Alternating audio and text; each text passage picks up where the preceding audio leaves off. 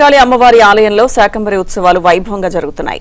3 రోజుల పాటు అమ్మవారు శాకంబరి దేవిగా భక్తులకు దర్శనమివ్వనున్నారు. పండ్లు కూరగాయలతో అమ్మవారిని అలంకరించారు. ప్రతి ఏటా ఆషాఢ మాసంలో భద్రకాళి అమ్మవారికి శాకంబరి ఉత్సవాలు నిర్వహించడం ఆనవాయితీ. తెల్లవారుజాము నుంచే భక్తులు పెద్ద ఎత్తున అమ్మవారిని దర్శించుకుంటున్నారు.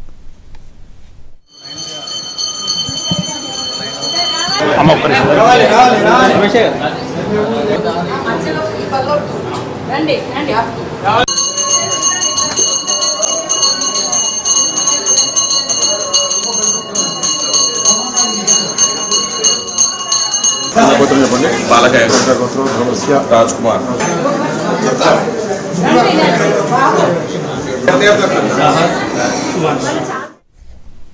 వరంగల్ భద్రకాళి ఆలయంలో శాకంబరి ఉత్సవాలకు సంబంధించిన పూర్తి సమాచారం మా ప్రతినిధి నవీన్ లైవ్ లో అందిస్తారు.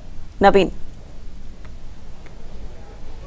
లక్ష్మీదుర్గ వరంగల్ భద్రకాళి అమ్మవారి ఆలయంలో శాకంబరి ఉత్సవాలు వైభవోపేతంగా జరుగుతున్నాయి. అమ్మవారిని దర్శనం చేసుకునేందుకు భక్తులు భారీ సంఖ్యలో తరలి వస్తున్నారు.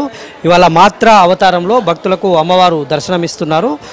మొత్తం ఈ నెల 6 నుంచి 21 వరకు, ఎల్లుండి వరకు 16 రోజుల పాటు ఇక్కడ శాకంబరి ఉత్సవాలు, ఆషాఢ మాసంలో శాకంబరి ఉత్సవాలు నిర్వహించడం అనేటువంటిది ఇక్కడ ఆనవాయితీగా వస్తోంది.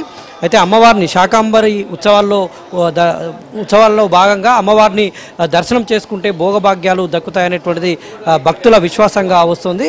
అందుకే భక్తులు ఈ ఆషాఢ మాసంలోని శాకంబరి ఉత్సవాల్లో దర్శనం చేసుకునేందుకు భారీ సంఖ్యలో తరలి వస్తూ ఉంటారు. పెద్ద ఎత్తున ఉదయం నుంచే క్యూ లైన్లు కిక్కిరుస్తున్నటువంటి దృశ్యాలు మనకు కనిపిస్తూ ఉన్నాయి. ఇక్కడ అర్చకులు ఉన్నారు, ప్రధాన అర్చకులు. ఈ శాకంబరి ఉత్సవాల యొక్క విశిష్టత ఏంటి అనేటువంటి తెలుసుకునేటువంటి ప్రయత్నం చేద్దాం. ఈ శాకంబరి ఉత్సవాల యొక్క విశిష్టత ఏంటండి? భక్తులు ఇంత పెద్ద ఎత్తున తరలి రావడానికి కారణం? భద్రకాళి శరణమ్మ అనాది సిద్ధముగా కొన్ని సంవత్సరాల క్రితము కరువు ఏర్పడినప్పుడు మహర్షులందరూ కూడా అమ్మవారిని ప్రార్థించారు.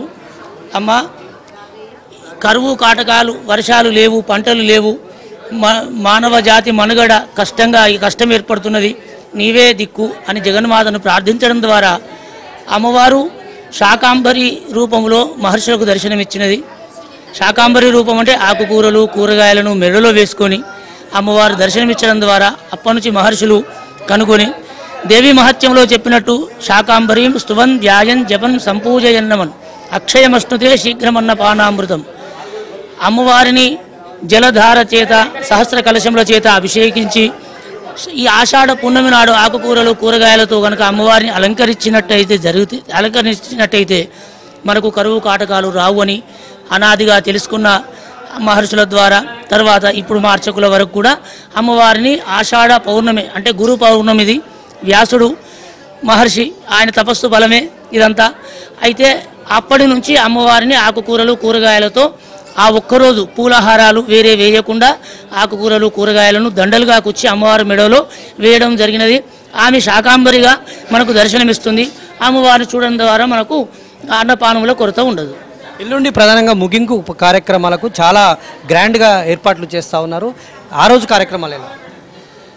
పౌర్ణమి నాడు ఈ 15 రోజుల పాటు అమ్మవారు తిథి మండల పూర్వకంగా పాడ్యం నుంచి పౌర్ణమి వరకు వచ్చే తిథులను అనుసరించి అమ్మవారు ఒక్కొక్క రోజు ఒక్కొక్క రూపము, ఈరోజు మాత్రా రూపంగాను, షోడశీ క్రమాన్ని అనుసరించి సర్వమంగళగాను, ఇక ఎల్లుండితో ఈ ఉత్సవాలు ముగుస్తాయి.